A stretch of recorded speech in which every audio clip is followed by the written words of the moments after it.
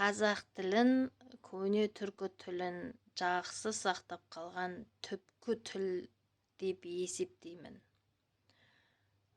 Жалпы түркі тілі қашан пайда болды деген тарихқа үңілетін болсақ, осыдан 12 мың жыл бұрын соңғы мұз басу дәуірін кезінде мынау Алтай жақта прото-түркілер аман қалады. Сол халықтан әрі қарай түркі тілдес халықтар таралады.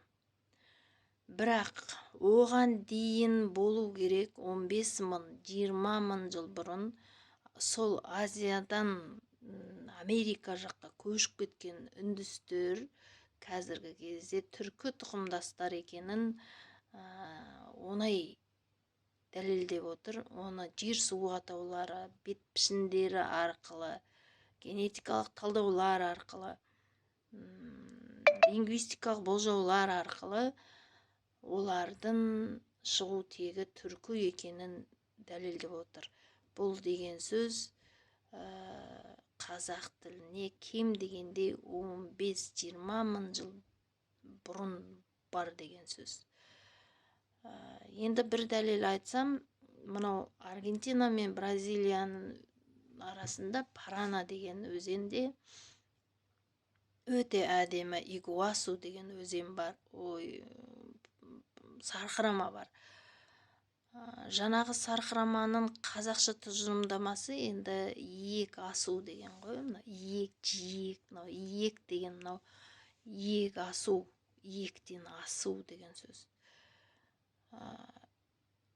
Міне, неге мен қазақ тілін түпкі тіл деп айтам? Өйткені сақтап қалған, осы түркі тілін жақсы сақтап қалған. Себебі басқа түркі тілдестер қазіргі кезде біздің әліпбиімізде бар, біз қолданып жүрген табиғатқа үндес 10 дыбысты қолданбайды.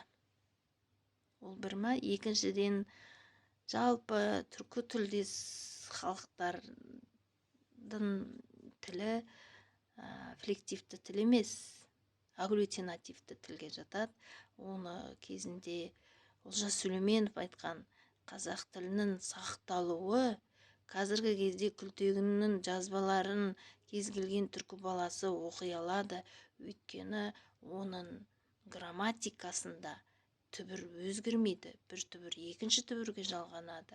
Ол келесі түбірді жалғап алады. Немесе жаңағы жалғаулар жалғанады.